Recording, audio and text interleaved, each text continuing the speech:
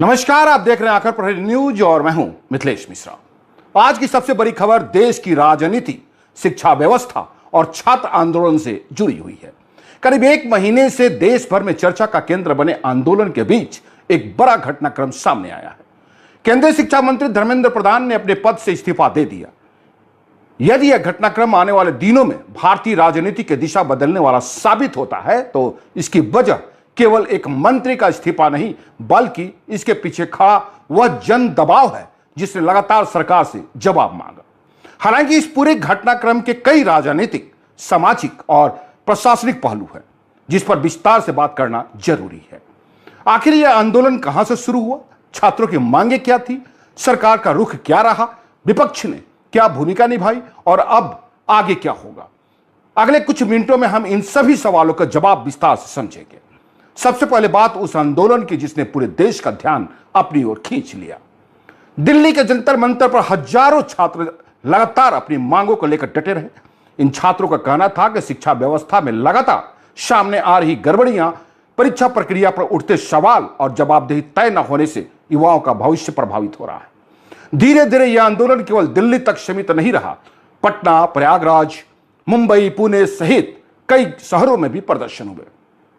इसी बीच कई जगह पुलिस और प्रदर्शनकारियों के बीच टकराव की खबरें भी सामने आई। लाठीचार्ज, हिरासत और प्रदर्शन रोकने की कोशिश भी लगातार सवाल उठाते रहे। विपक्षी दलों ने इस घटनाओं को लोकतांत्रिक अधिकारों पर हमला बताया, जबकि सरकार और प्रशासन का कहना था कि कानून व्यवस्था बनाए रखना उनकी जिम्मेदारी है। इसी बीच आज सबसे बड़ा घटनाक्रम सामने आया। केंद्रीय शिक्षा मंत्री धर्मेंद्र प्रधान ने अपनी इस्तीफा सौंप दिया। बहुत खुशी हो गई, आज बच्चे फ्री हो गए, बहुत खुशी हो गई, इतनी खुशी हो गई, बहुत खुशी हो गई। अभिजीत के बारे में क्या कहेंगे? अभी आपका जो लड़का है कहीं न कहीं बहुत बड़ी जंग जीत चुका है, आपको कैसा फील हो रहा है? अभी गर्व फील हो रहा है, गर्व से बोलती है कि अभिजीत ने अभी अच्छा काम करा है। बीच में डर लग रहा था उसको मारने की वजह से, मुझे बहुत डर लग रहा था क्या होता है क्या नहीं। उनको जो है जब वो कर रहे थे तो शाही फेंकी गई, आतंकवादी कहा गया, थप्पड़ मारे उसके, तो जब बहुत बुरा लगा रहा था, बहुत नींद नहीं आ रही थी हमको। 3-3, 4-4 बजे तक नींद नहीं, खाना भी नहीं थे दोनों को भी। ऐसा खाना, नींद दोनों भी गायब हो गए थे हमारे। 7 जून से ही हमारे घर में ऐसे दिल ही नहीं लगता था। टाइफाइड ही हुआ है ना कल उसको। क्या बोलेंगे आप अभिजीत के लिए, क्या बोलेंगे? अभिजीत के ने बहुत बड़ा काम करा उसने। उसकी उम्र ही क्या है, 29 साल का वो बेटा है, वो कि इतना बड़ा भी नहीं है। इतने छोटी उम्र में इतना बड़ा काम कर दिया, वो तो बहुत गर्व हो रहा है उससे।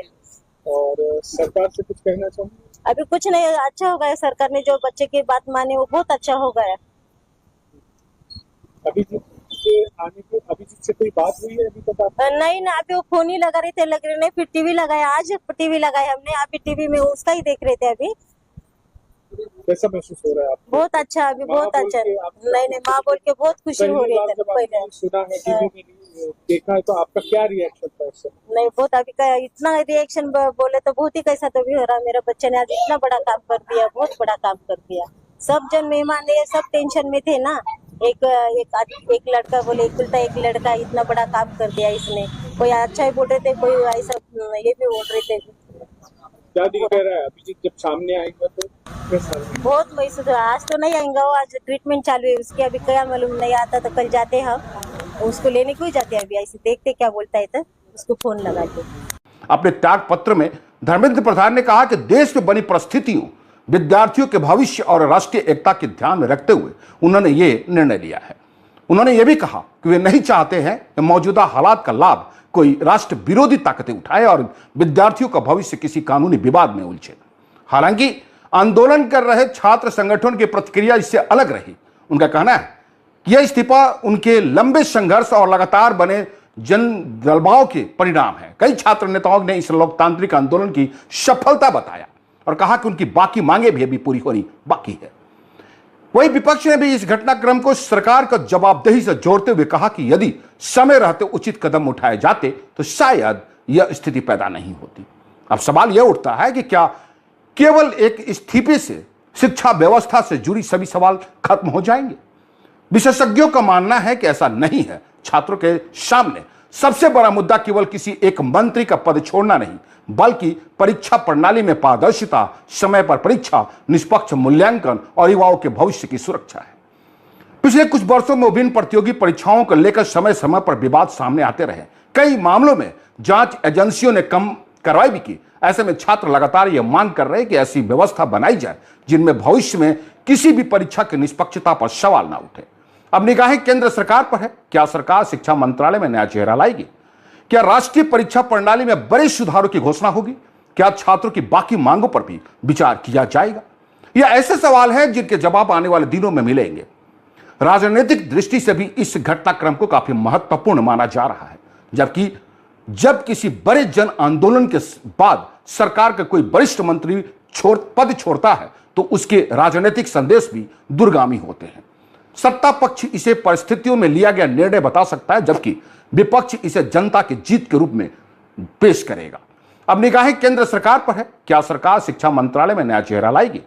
क्या राष्ट्रीय परीक्षा प्रणाली में बड़े सुधारों की घोषणा होगी? क्या छात्रों की बाकी मांगों पर भी विचार किया जाएगा? यह ऐसे सवाल हैं जिनके जवाब आने वाले दिनों में मिलेंगे। राजनीतिक दृष्टि से भी इस घटनाक्रम को काफी महत्वपूर्ण माना जा रहा है, जबकि जब किसी बड़े जन आंदोलन के बाद सरकार का कोई वरिष्ठ मंत्री पद छोड़ता है तो उसके राजनीतिक संदेश भी दूरगामी होते हैं। सत्ता पक्ष इसे परिस्थितियों में लिया गया निर्णय बता सकता है, जबकि विपक्ष इसे जनता की जीत के रूप में पेश करेगा। लेकिन लोकतंत्र में सबसे महत्वपूर्ण बात यही है कि किसी भी बड़े मुद्दे का समाधान संवाद, संवैधानिक प्रक्रिया और शांतिपूर्ण तरीके से निकले। छात्रों की आवाज भी सुनी जाए और कानून व्यवस्था भी बनी रहे। यह लोकतांत्रिक व्यवस्था की सबसे बड़ी पहचान है। फिलहाल सबसे बड़ी खबर यही है कि शिक्षा मंत्रालय में बड़ा बदलाव हुआ है। अब सभी की नजर इस बात पर रहेगी कि सरकार आगे क्या फैसला लेती है। नया शिक्षा मंत्री कौन बनेगा और शिक्षा व्यवस्था में सुधार को लेकर कौन कौन से कदम उठाए जाएंगे। इस पूरे घटनाक्रम पर आखिर प्रहरी न्यूज की लगातार नजर बनी हुई है। जैसे ही कोई नई आधिकारिक जानकारी सामने आएगी, हम सबसे पहले और सबसे सटीक जानकारी आपके सामने लाएंगे। फिलहाल के लिए इतना ही। मैं हूं मिथिलेश मिश्रा। आप सभी को प्रणाम।